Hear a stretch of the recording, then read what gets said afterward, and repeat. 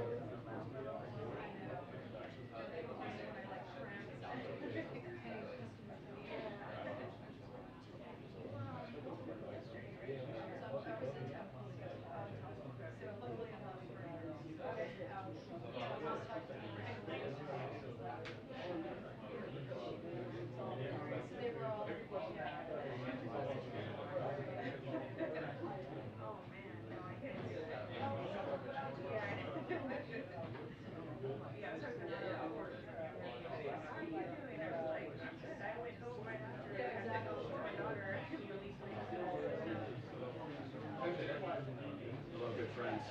Hey, how are you, man? Doing well, doing well. I feel bad for I'd like to issue Out of shape. a formal apology. I think I was making it because it looked different. Hey, you know, it's all right. I'm with you. And I'm just more exalted now, apparently. Just I actually dressing it back up. I was kind of hoping you would remember it, actually. And now things remain awkward. Exactly.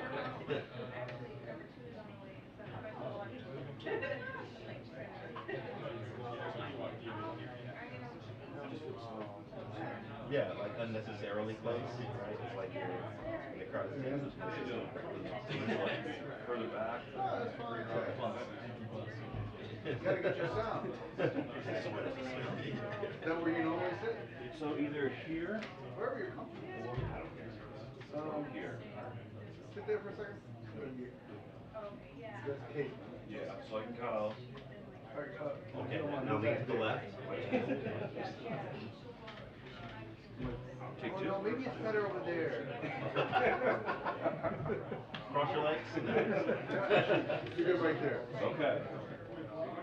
Don't move. Sure, you're a tiger.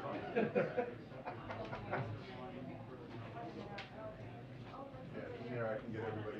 Okay. They're asking questions. You just let me know which way to lean.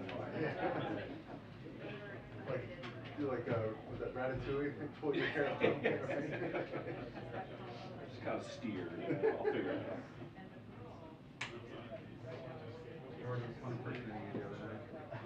I know.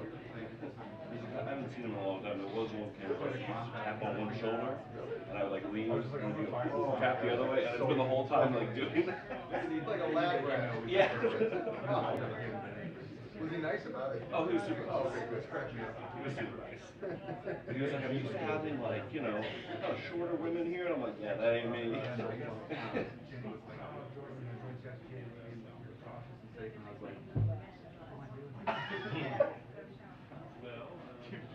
I'm like, oh, now I feel worse about it.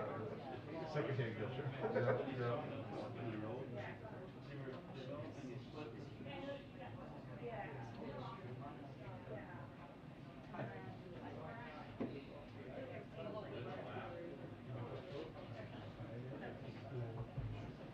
Yeah.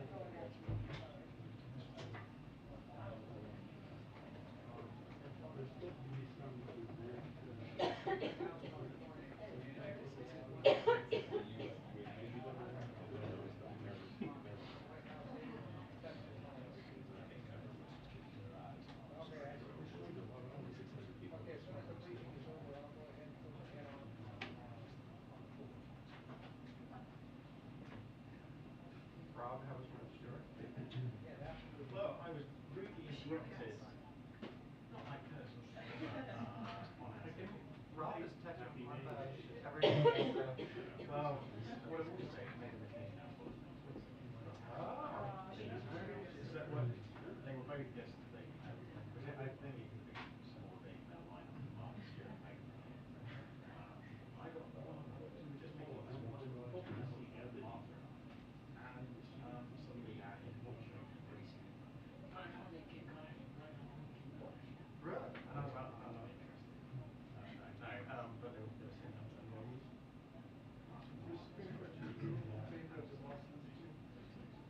About the flag?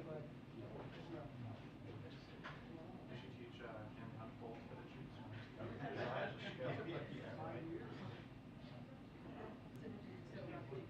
Long time to get Jeff. They just try very hard. I was on this when she and Pete made their grand entrance. I was on that side of the ballroom. And all of a sudden there was this commotion and all everybody's phones went off. And I just didn't assume they got the location. I got to get any closer to Pete. I was struck by three variables. My thinking about my age. What was striking? Large women in practice.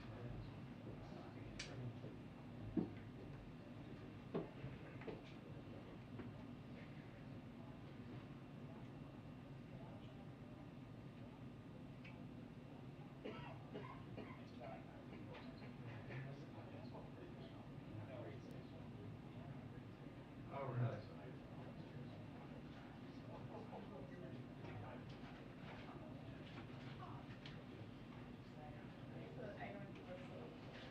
I think that was accurate. I don't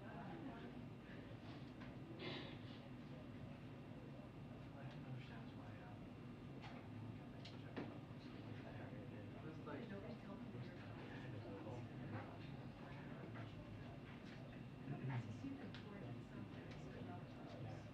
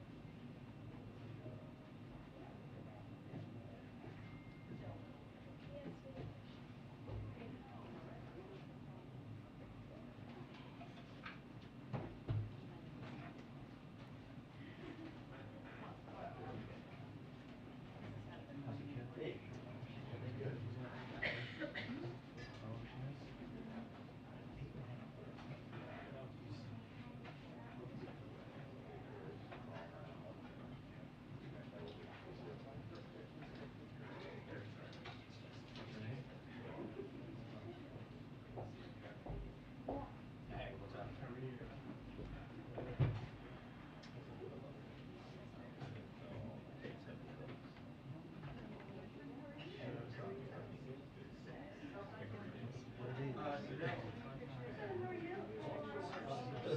Not mine, since I was 14. Just an important Made me a little nervous. I had this like years, so the whole correspondence was all about yeah,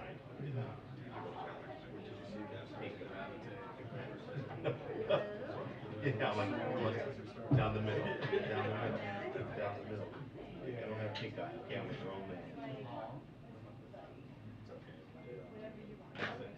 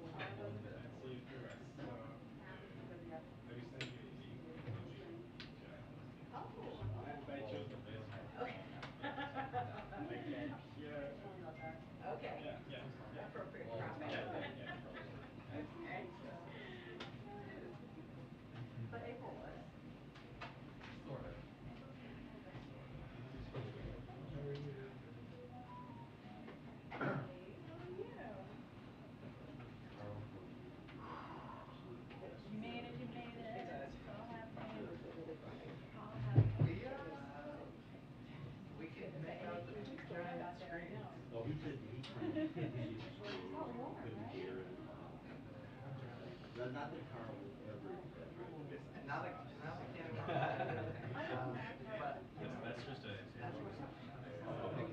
I'm beginning to decide how the baby's crying. But you know how the baby crying when it's I'm just gonna stop. This is okay. Yeah, it's like heat bills.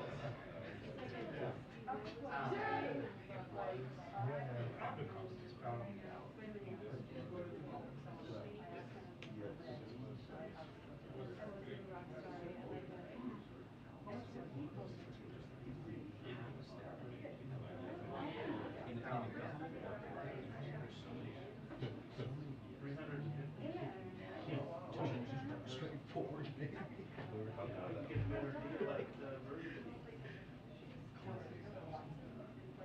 call it a death pin. like the digital results of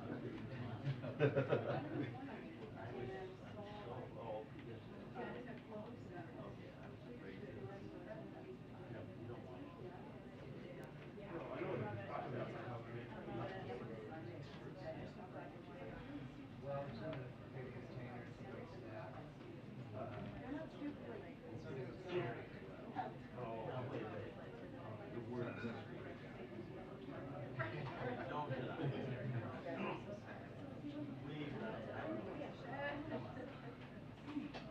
You got everything.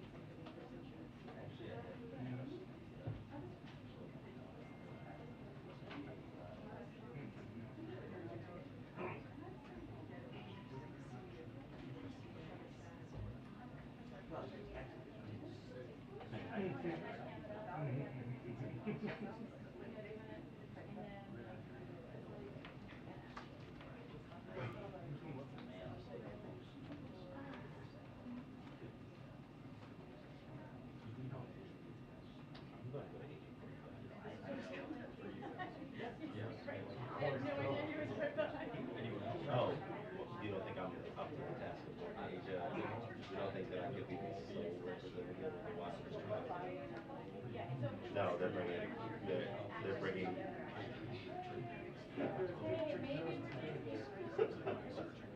Okay, I'm going back to school. Their son McKim is coming. 2-minute warning to the briefing. 2-minute warning to the briefing. Oh, you're gonna, is this your second birthday? Second. Get excited. Straighten your ties.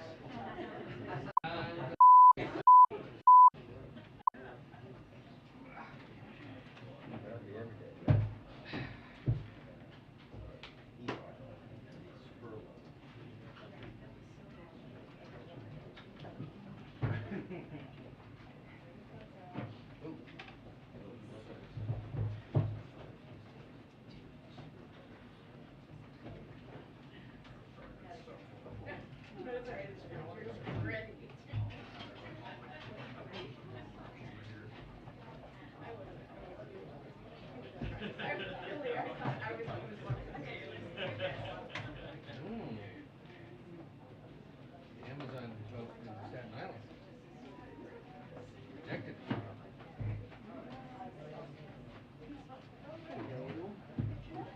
Well, my mother-in-law woke up to that photo of the four of us, and I think we made her month.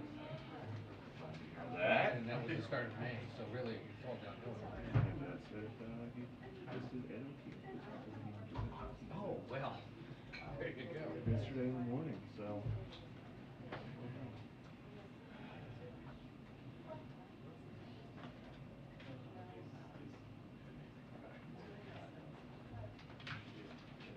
Yeah. You good? Yep.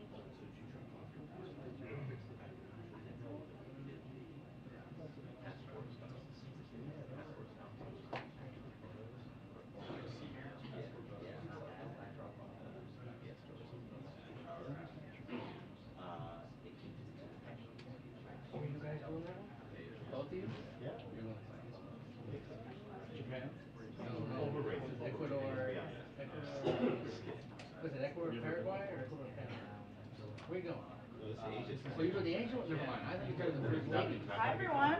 You take it back. Okay. Yes, I do. Happy Monday. Just catching up on the weekend in the second row. See what's happening. Okay, one item for all of you at the top.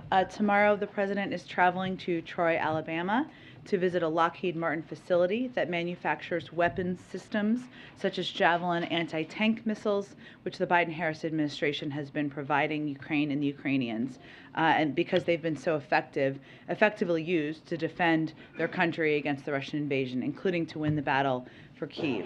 For those of you who aren't familiar with Javelin missiles, they are a lightweight, portable, shoulder-fired anti-tank weapon system that can hit targets up to 2.5 miles away. They're highly lethal, and we've sent over 5,500 Javelin anti-armor systems to Ukraine to support the Ukrainian people's fight for freedom.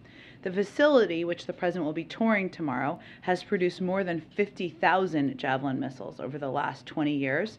In 2021 alone, they produced nearly 13,000 total missiles, and they currently can produce up to 2,100 Javelins per year. The president will underscore the role that the men and women who work at the facility in Alabama making these weapons have had in the fight in Ukraine.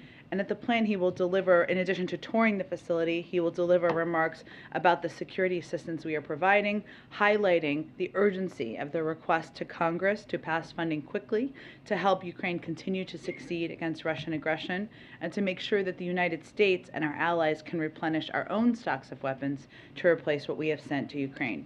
He's also going to highlight how important it is for Congress to move quickly to get the Bipartisan Innovation Act to his desk.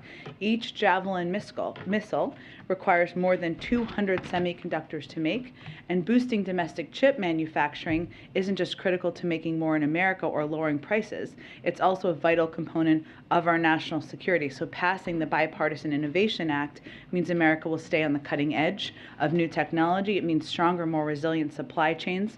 It means out-competing the rest of the world for decades to come. So that's a little preview. Go ahead. Greg, so analysts say that Russia's war in Ukraine has depleted about a third of the Javelin stockpiles of the U.S., and I think about a quarter of the Stinger missile stockpiles have also been depleted. I'm wondering if this keeps up, if the U.S. is concerned, if the White House is concerned, that stockpiles for weapons that may be needed in other parts of the world are going to be depleted.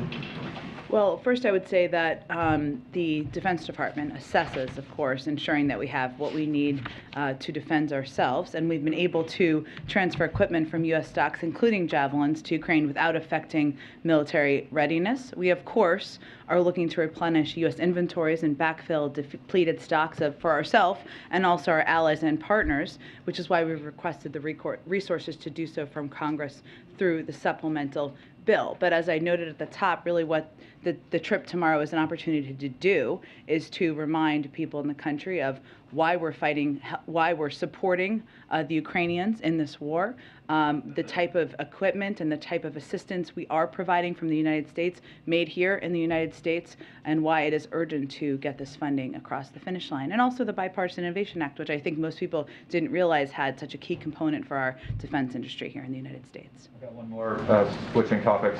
Can you confirm that the president had lunch with President Clinton and give us some details on why? I'm wondering if did he maybe seek advice on midterms from President Clinton? I'm sure they will have a wide-ranging discussion, but he spoke with him a couple of weeks ago. He's had a number of conversations with him over the course of time since his time in office, and they talked about having lunch just a few weeks ago, so this is an opportunity to do exactly that, and I'm sure they will have a broad conversation. I'll also note, which I don't remember if it was reported publicly, but if it wasn't, he had lunch last week with former President Obama as well. Go ahead. Thanks, Jen. On the midterms, speaking of the midterms, so this report in the New York Times, it says that the president's pollster had sounded the alarm about inflation and immigration becoming political liabilities, coupled with this new polling that is out today that shows that voters trust Republicans more, believe that they are better suited to handle both of these issues. So can you speak to how the administration is digesting this data, including these remarks from the pollster? And is there a sense right now that there needs to be some kind of course correction on these two issues, given that polling and the midterms being just 6 months out? Well, let me first say that that report was about a range of polling that goes back to last year, including before a number of events happened, whether it was the invasion of Russia into Ukraine or even the uptick of COVID that we saw late in the summer and into the fall, really primarily in the fall. And what I would note as you're looking at that is that, one, there's a consistency with a lot of public polling, a lot of what we've talked about here in this room, but also our actions and the efforts that the president has undertaken from the beginning of this administration, unrelated to politics, really focused on policymaking, are unaddressed or have been focused from the first day on exactly those issues, whether it was lowering costs for the American people, making sure we took steps to address a long broken immigration system, or of course addressing the pandemic and the continuing fight against the pandemic. So in terms of the course correction question, I would say that as you look to, well, I'm going to be careful about not getting too much into politics from here, but what I think you can all expect to hear more from the president in the coming months, and more from other Democrats as well, is the contrast of what his agenda represents, what he is fighting for, who he is fighting for, what he is going to do to lower costs, to address inflation, what he would propose to address a broken immigration system, and the contrast with the other side, which in our view does not have a lot in the cupboard. So that is more about the time of year that we are approaching, less a course correction from ongoing policy work that has been done from the beginning. But given the situation at the border right now, and this pollster's warning that immigration seems to be a growing vulnerability for the president, does the White House believe that to be the case, that immigration could become a very serious liability for this White House come November? Well, I believe that a lot of the reporting in that story dated back to memos from last year as well. And I would note from many of you who were in this briefing room, we talked a lot, I'm looking at you, Peter, a lot about immigration in this room back to last year, in part because the system is so broken. It is long overdue to be fixed. That's why the president proposed a bill on his first day in office. Removing ourselves from the politics on that, we've long known that that was a substantive policy issue that more work needed to be done on. Not only did he put forward a bill on his first day in office, he has been a supporter and advocate for many attempts by Democrats in the Senate to include it in reconciliation bills, and we're going to continue to work with anyone who is willing and able and open to the engagement on getting immigration reform done. Really quick housekeeping, you had said that the president would likely be wearing a mask on Saturday while he wasn't speaking. Yeah. We didn't see him wearing one. What changed? Was there guidance from the president's physician? I would say we made decisions based on consultations with the president's physician, which I know I noted as well. He was wearing a mask for portions of the behind-the-scenes visit to the White House Correspondents' Dinner on Saturday evening, and a determination was made that he did not need to do that while he was on stage. Go ahead. Thanks, Jen. Finnish local media are reporting that the country is planning to apply for NATO membership next week. Is that something you're aware of? Well, we've seen some reporting, and I'm not going to speak for them, of course. We, of course, support the policy of NATO for those who are interested in joining to aspire and meet the qualifications to join, and certainly support any decisions by Finnish leaders and others to apply. And just more broadly, what is the president's personal view about just the question of NATO enlargement, about whether that's something that would be an effective step to address the security challenges that are posed by Russia, or something that would be a provocation? Well, the president supports the open door policy of NATO and supports those who have aspirations to join to apply for membership, and the role of NATO in making those determinations. But I would say, broadly speaking, what we all look at, the president, other European leaders, is the fact that President Putin's clear objective at the beginning, prior to his invasion, at the beginning of this war, was to further divide NATO, to further divide the West. That is the exact opposite of what we're seeing here with these reports, and also just the broad unity across Europe and the United States, the West. Amazon told its employees today that they would be providing a new workplace benefit to allow workers to travel to other states if they need to for abortion procedures. I'm curious what the White House thinks of that, whether that's something that is appropriate as there are more restrictions on abortion rights, and whether that's something that unions should seek in collective bargaining negotiations? Sure. Well, I don't have any comment on a decision by a private sector company.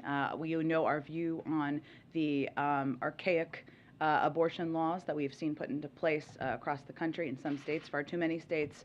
I'm happy to check if there's more we have to say on it. Go ahead.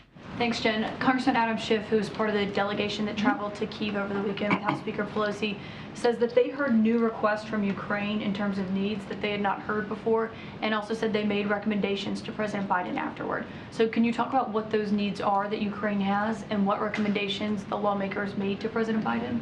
Well, the president spoke with Speaker Pelosi, but also the entire delegation. I believe we put a pool note out about this yesterday after their visit to Ukraine before they went to Poland. I believe that was where it took place and in their travel. He is looking forward to getting a more extensive briefing from them when they return. Now, the House is out this week, so it may be virtually this week, or it could be when they return next week. So I don't have any more details to speak to what the Ukrainians requested or asked for in their conversations. And nothing on the recommendations from lawmakers either? Again, I don't have anything more to read out from here. I would say that, as you know, we have this supplemental funding request that the president is going to be making a strong case for tomorrow when he travels to Alabama, and we are really going to continue to consult with and rely on the advice of the Department of Defense on what weapon systems and equipment the Ukrainians need to continue to succeed in the war. And given these two high-profile visits that we've had, Defense Secretary Austin, Secretary of State Blinken, now House Speaker Pelosi, should we expect that it's only a matter of time before President Biden goes? Well, there's no plans in the works at this time, and obviously we'll continue to assess. And as you know, our objective is to reopen the embassy, to have our diplomats back there, not just traveling back and forth, but present in the country. And I know the president would love to visit Ukraine, but no plans in the works at this point in time. And one more question. In about a week from today, Russia is expected to have its so-called Victory Day. What is the White House expecting President Putin to do on that day or in the next 7 days leading up to that?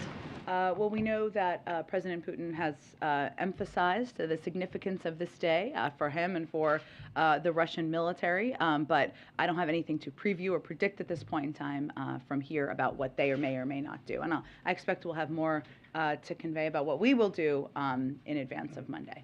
Yeah. Oh, wait, just to clarify the last point, you expect you'll announce more things that the United States will do ahead of May 9th? We will certainly mark our support for the Ukrainians and the Europeans in some capacity, but I don't have anything more specific at this point in time. Yeah, go ahead. Sounds interesting. On Alabama. No, that was good, yeah. Alabama. President's the subject of plenty of Republican attack ads down there, so I'm curious, is anyone meeting him of the elected official variety when he's in Alabama tomorrow? I expect we'll have more for you tomorrow on that once it's finalized. Typically, we don't finalize until the night before. Did you say 200 semiconductors per Javelin? I believe that was in my notes, yes. I will double check that that's accurate, but that is my understanding. So, I mean, given the semiconductor shortage, are there even enough to make them? If that's what they need. There continue to be, but that is why we need the Bipartisan Innovation Act signed and why we need to ensure that we are not reliant on the whims of others in order to continue manufacturing here in the United States. And of course, the president confirmed a little while ago he's meeting with the parents of Austin Tice. He said Saturday night he wanted to meet with them. Yeah. Is there anything more about how that came together as quickly as it did? I mean, obviously they were here in town, but anything else we can learn about getting this meeting together so quickly? Well, I would say after the president made those comments, obviously we went into action to work to set up the meeting on Sunday and see if Deborah and Mark Tice, Austin's parents, would be available.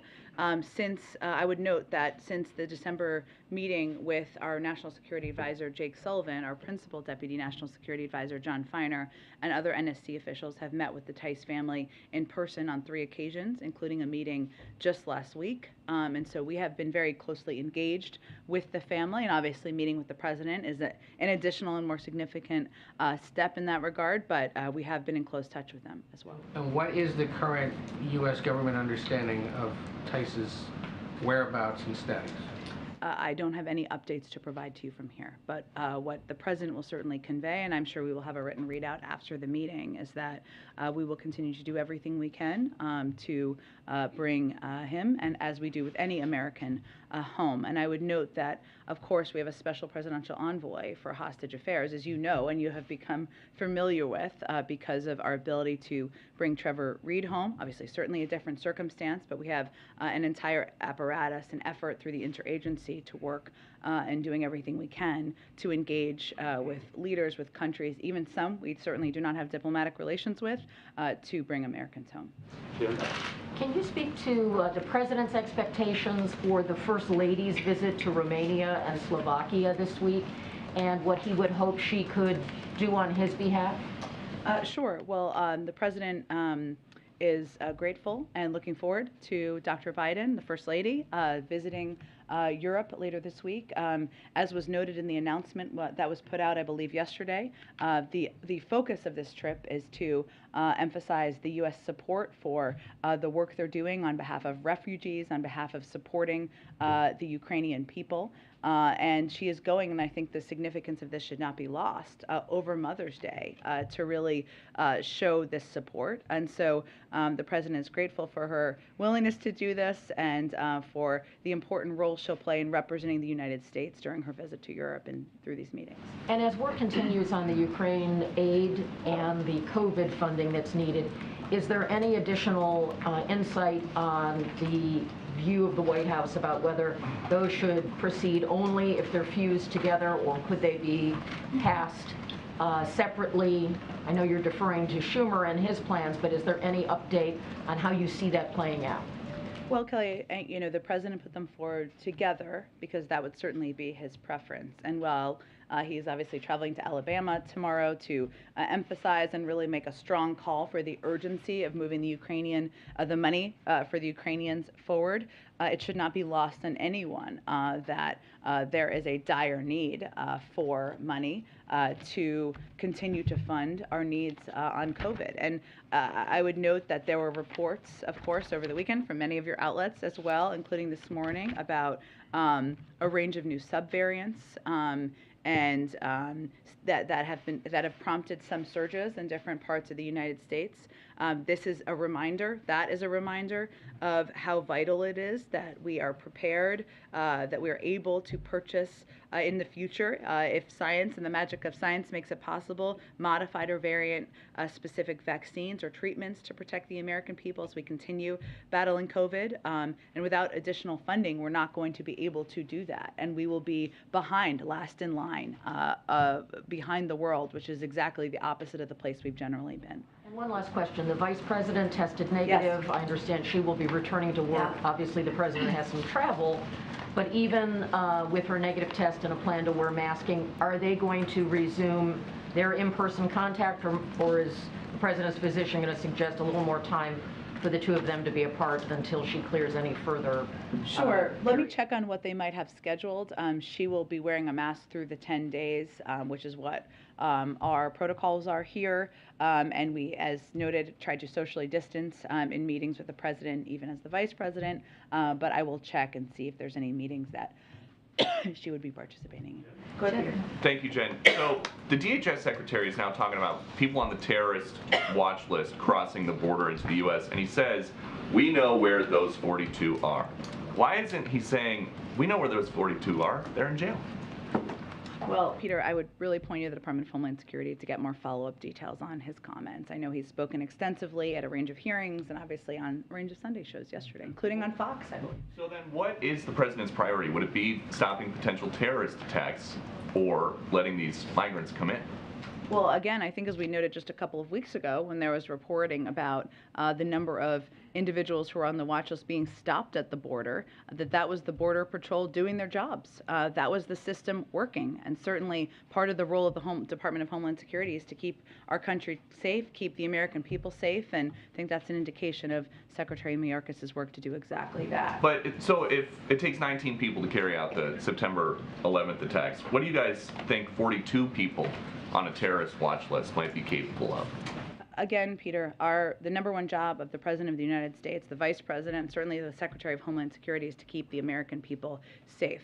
And I think a lot of this reporting you're referencing is an indication that they're doing their jobs and doing exactly that. And then on another topic, does the president know that DHS is putting together this Disinformation Governance Board?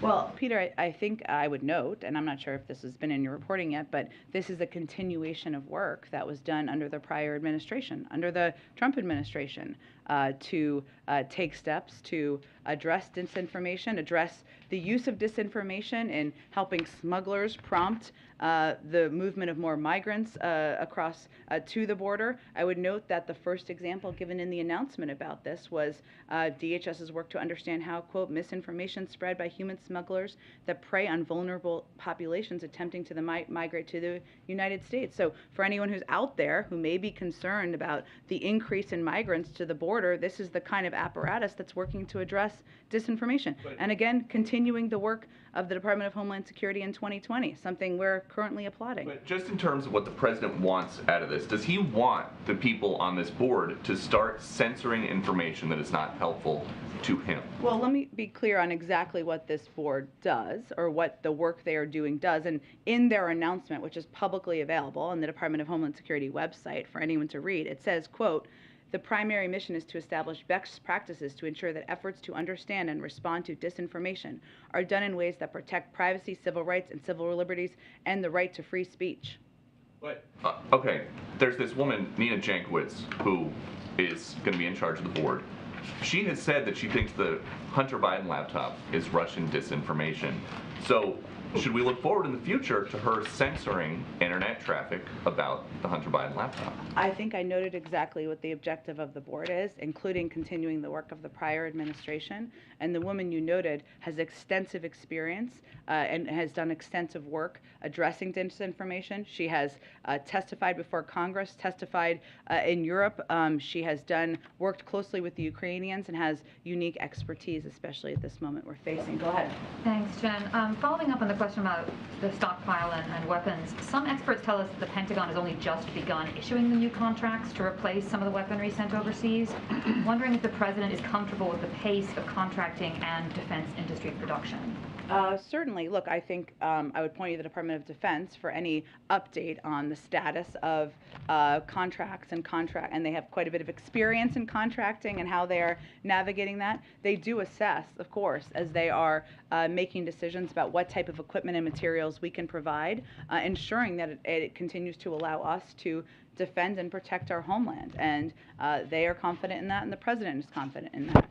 I would note that the Defense Department is also working closely with industry to evaluate the health of weapons systems production lines at the prime and sub-tier supplier levels and examine bottlenecks in every component to ensure if anything can be addressed, we can work to address that in the manufacturing process. And we're considering a range of options if they are needed to increase production capacity and improve production timelines of both javelins as well as Stingers. But that's an ongoing process, so I just don't have anything to preview at this point in time.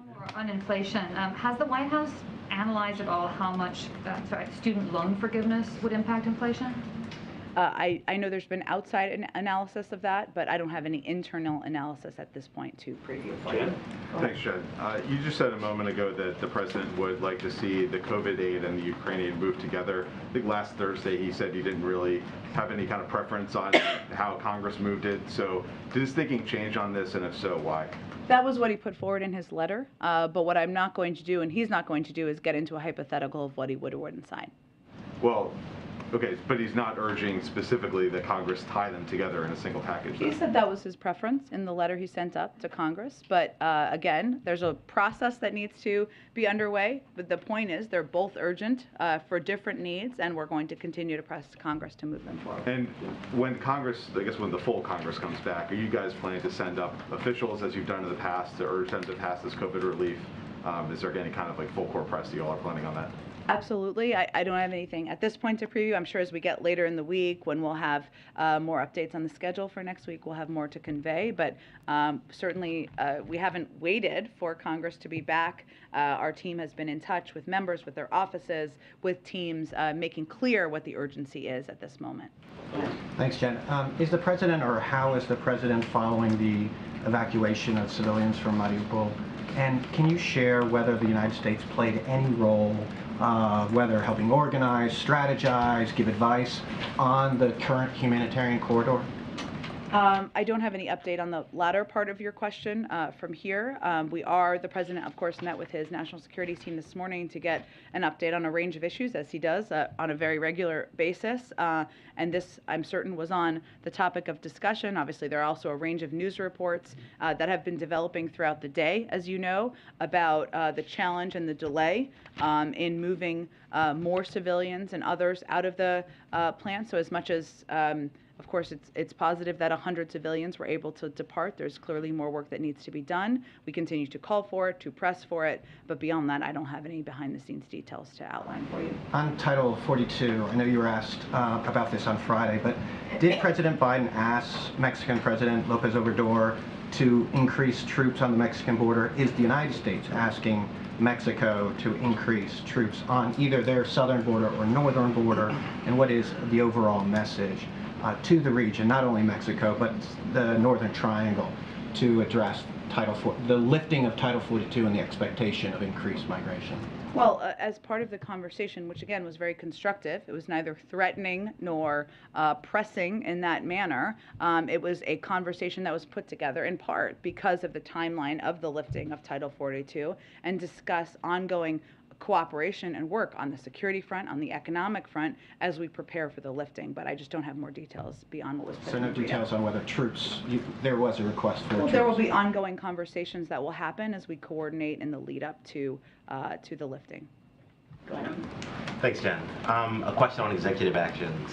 The president, as we've talked about, is mulling taking executive action on several high-profile issues like police reform, student loans, and several groups of lawmakers have said that they want their own. They've made their own executive action request. So, is it a conscious strategy of the Biden White House to rely more on executive action authority going forward in the coming months? I wouldn't say that. I would say we're going to do both. Look, there are steps that we certainly would like to see Congress move forward on, or we would have liked to have seen them move forward on, in some cases, police reform as an example. And when the bipartisan process paused, we stepped up the process of considering and reviewing executive action on that front. And that is true in a range of areas. But the preference is, of course, legislative action because it's more permanent, it's more lasting. But we will continue, and the president will consider using his executive authority, capacity and capabilities throughout his presidency. But I wouldn't say it's choosing between. We are still continuing to press for the passage of the Bipartisan Innovation Act, for work that we feel could be done on a bipartisan basis, whether that it is on helping veterans or on mental health issues or opioids. But he will also, of course, continue to consider his options he can take with his own authorities. Can you talk more about the timbre of the conversations with lawmakers? Is there pushback saying, you should do, your job and pass laws, or how do those conversations go? I just don't have more to read out for you. I'm sure the lawmakers can speak to you about it themselves. Go ahead.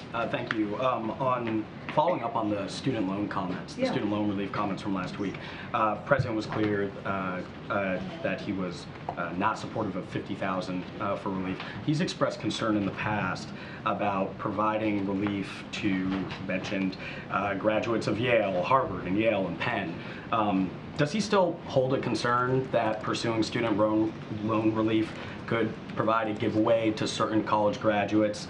And as a result of that, is there consideration of having income caps with any sort of student loan relief? There is, and he's talked about that back to when he ran for president. I would say when he talks about the type of schools, there are a number of schools, some you mentioned, that have larger endowments than other schools, public universities and others. And so what he's referencing is making sure it's targeted to those graduates who have the greatest need.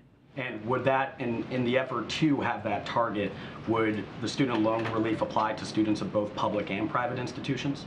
Again, it wasn't meant to discriminate. It's more meant to make a point about where the needs are greatest. And that's why he has talked about in the past having an income cap as well. But we're not at the point where we have a final proposal or a final executive action or anything along those lines. And when we do, we will of course detail it to all of you. And following up as well on the Disinformation Governance Board. Reading the announcement as well, two examples were pretty prominent. That was, you mentioned, combating disinformation from cartels, and then also disinformation from extremist groups. Yes. Just in terms of clarifying here, can you help me kind of assess how this would look for like the common the person that's at their computer right now that sees disinformation online, or for cartels it's usually buying a segment on the radio and saying now's the time to come. How exactly would this board combat that? Would it just be fact checks, publishing guidance, or what would Americans actually see when it comes to the work of this board? Well, it's continuing work that was done by CISA back to 2020. So what this would do is continue that work, and it would help coordinate internal activities from the department related to disinformation that poses a threat to the homeland. So you gave some examples there of terrorist threats, of course, but also, which is different, the smugglers' work that they do pushing disinformation. The mandate is not to adjudicate what is true or false online or otherwise. It will operate in a nonpartisan and apolitical manner. It's basically meant to coordinate a lot of the ongoing work that is happening, and what their focus is, on disinformation that threatens the homeland, as I noted, which things like things that would incite violent extremism, human traffickers and other transnational criminal organizations, any efforts that malign foreign influence, anything that would endanger individuals during emergencies. So a lot of this work is really about work that people may not see every day, that's ongoing by the Department of Homeland Security. Would there be something public-facing they would see, or would all of this happen kind of behind closed doors amongst they certainly will consider putting out public products that represents the department's view on disinformation-related manners, but that's their overarching objective, and I don't have a determination of what that format would look like at this point. One more on that, just what will DHS be relying on when determining what is information from extremist groups? Will they be relying on the FBI's sort of, lists of groups that could pose extremist violence, or is there some other kind of platform that DHS is relying on to identify? Sure, I understand your question. I'm not sure there's much detail I can get into from here. This is, again, ongoing work that has been happening by CISA back to 2020, and I would point you to the Department of Homeland Security if they have more details on any sources they're looking at. Is this being run through CISA then? It was run through CISA for back to 2020. It's continuing that work and is part of the Department of Homeland Security's work. Yeah, one more on student debt forgiveness. Republicans have already been setting out to criticize any action that the president takes as a move that is elitist, that helps the wealthy. If there are income caps that you just discussed there, would it be done in a way that prevents this program from being a program for college-going wealthy, and one that would be equitable in terms of helping kids maybe who need it more, or students who need it more? Well, that's the goal, right, is to make sure it's targeted at people who need help the most. Okay, and then the Washington Post reported that the White House is in talks of having employees of Starbucks and Amazon who help the respective union drives there perhaps visit the White House. Can you confirm that? Does the president want to host those union workers? Well, we are in regular touch with union workers and union leaders. In large part because the president has long been an advocate of collective bargaining rights and of the right of anyone to choose to join a union, but I don't have anything to preview in terms of a meeting at this point in time. Go ahead. Thank you, Jen.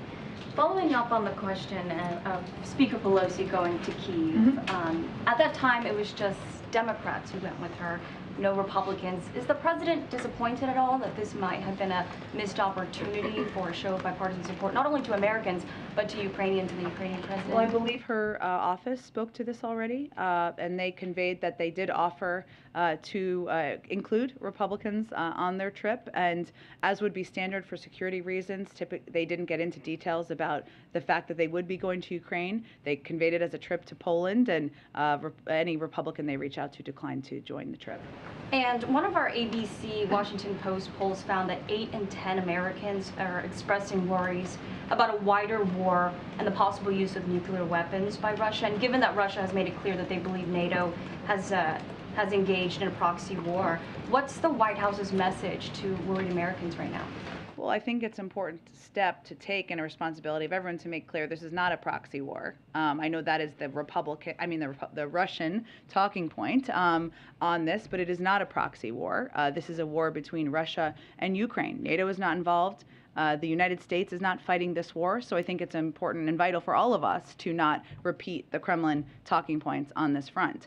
I would say that the Russians themselves have over time, including as recently as last year, made clear that a nuclear war could not be won. We agree with that, and that is important for every country to restate and every elected official to restate around the country here as well. So I would note the President's view and his position continues to be that we are not putting U.S. troops on the ground to fight this war, and that's something we will continue to reiterate for Americans. Go Thank ahead. you so much. You just said on May 9, maybe a follow-up, that the United States will certainly mark their support for Ukrainians and Europeans in some capacity. I was wondering whether you can be more specific. Are we talking about a symbolic gesture, coordinated sanctions with the Europeans, or a concrete announcement of new aid for Ukraine? Not yet. I have nothing to preview yet. Maybe as we get closer to the end of the week, we may be there. Go ahead. Yeah, thank you, Jen. Two questions about President Biden's upcoming visit to East Asia. We know South Korea will be the very first East Asia or Asia country that President Biden will visit. Actually, for nearly 60 years, no U.S. president had visited South Korea first in his term. They usually put Japan first. But many U.S. presidents have visited South Korea over time. Right, but the first has its significance. Okay. So is this a signal of change of policy towards East Asia? In what capacity? I mean, the U.S. will focus more on, for example, the issue of North Korea, and also maybe invite South Korea to join Quad. There are many ways that we engage with South Korea. It's an incredibly important partnership, relationship, but the Quad will remain the Quad. We will continue to engage with South Korea through a range of mechanisms and continue to work on the strength of our relationship. In terms of the order of the trip, I would not overread into that. Obviously, we have a strong relationship with Japan, strong relationship with South Korea. I'm certain North Korea will, of course, be on the agenda, a prominent part of the agenda. We'll have more to preview as we get closer to the trip. Actually, President-elect Yoon, he said he is positively reviewing South Korea's joining of Quad if invited. Will we see invitation from the United States to invite South Korea to join the Quad? I don't have any prediction of that at this point, but I would note that we have an incredibly important, vital relationship with South Korea. We work on a range of issues in the region and around the world, and that is the reason why the President is going to be visiting later this month. Go ahead. Thanks, Jen. I have a few. Senator Tim Kaine said yesterday that the competitiveness bill, COVID funding, and Ukraine aid are three big tasks ahead of us in May. That's a pretty tall legislative order for a 4-week time period. What is the President doing specifically to get those legislative priorities across the finish line this month? He's going to Alabama tomorrow, that I previewed at the top of the briefing, to make the case in these remarks about how vital it is to move this legislation forward. And he and his team, we have been engaged already for the last several days in calls and outreach and engagement, conveying how important it is to move these pieces of legislation forward, and certainly they are all priorities that have a great deal of urgency. And I know at the top of the briefing, tomorrow is an opportunity not just to talk about the supplemental package, but also to talk about the Bipartisan Innovation Act and how important it is to ensure we have access to semiconductors so we can continue to support not only the defense industry, but other industries across the country. Mainly referring to the 4-week time period to get all three of those things done, and whether or not the White House thinks that that's likely that you can do it all. I'm not here to set a timeline, but I have repeated many times, and the President has conveyed the urgency of moving all of these pieces of legislation forward. I think you've seen over the weekend comments from a number of senators about that as well, echoing that point about the urgency of moving the supplemental package forward. The House is, of course, out this week. The Senate is not. They can move, and hopefully next week we'll see more activity on the House side. On student debt, how did the White House get from, they'll make a decision on erasing some student debt by the end of August, to making a decision in the next couple weeks? Well, by the end of August and in the next couple of weeks is the same thing, so. So the president isn't speeding up his timeline for making a decision because of political pressure from some within his party? Well, I think when we outlined by the end of August, what we conveyed is that is the timeline but through which the pause on student debt goes through. So it was before that time, unless it was the president decided to extend it, a decision would be made. I don't have any preview of when there will be any announcement, and there's not a final decision about student debt, but in advance of that is what we have said. Go ahead. Thank you. Two questions. One, on the president's agenda in this next important period of time, Senator Joe Manchin remains an important vote in the Senate, of course. He is saying he wants a package that includes deficit reduction. He's someone who wants a balanced budget amendment. That is something President Biden supported in the 90s. What does the president think now? Does he support a balanced budget amendment? The president is a huge advocate for deficit reduction. He actually reduced the deficit. We reduced the deficit last year by $300 billion on his watch, something that people often forget. And certainly his advocacy for to making the tax system more fair, which has been part of the reconciliation proposal and process, would help do that as well. I haven't had a conversation with him about a balanced budget amendment. I'm not aware of that moving through. I'm happy to see if there's more we can update on that. And just one more, also on kind of the midterm season. I know you can't talk about election campaigns, we get all that. But some of the Republican senators the president has worked with in the past, like Rob Portman, are retiring. And I wonder your thoughts about the tone that you're hearing from the Republican Party in places like Ohio and the chances for working across party lines in the future.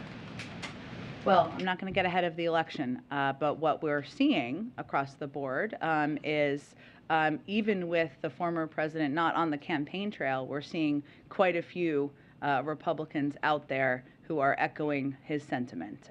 So I think that speaks more for where the party is than it does for anything else. Okay, I got to wrap this up, but you can go ahead.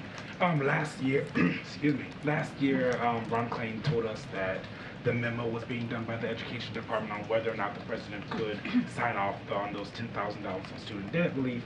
Is that memo being done? Is it done? Is the president waiting on that to make his final decision? Well, so that's the policy process, right? That's ongoing. And then there's always legal considerations as it relates to executive orders, which is in conjunction with the Department of Education, but part here, and we of course consult with the Department of Justice as needed. But has that memo been done? I don't have any update on the status of an internal memo, but I will tell you the president said last week that he's continuing to consider and take a very hard look and close look at providing student debt relief, and that's something that hopefully we'll have more on soon. Okay, and one more question. Does the White House have any comment on the bipartisan talks on the Hill to make a deal to combat climate change? Many Democrats see this as kind of smoke and mirrors. They see it as something that will never actually happen. Senator Whitehouse actually put it this way: there's literally nothing happening in the bipartisan effort. I'm just curious if the White House has a view of those talks. So the bipartisan energy talks that Senator Manchin, I think you're referencing, is orchestrating. The president has long believed that there should be support to move parts of his agenda forward on a bipartisan basis. So I don't have any specific critique of it other than that has long been his view. I'm not going to prejudge the outcome of these talks either, nor is the president. But we are also continuing to engage with a range of Democrats about how to move the reconciliation effort forward as well. Thanks so much, everyone. We'll see you tomorrow. Thank you, Jen.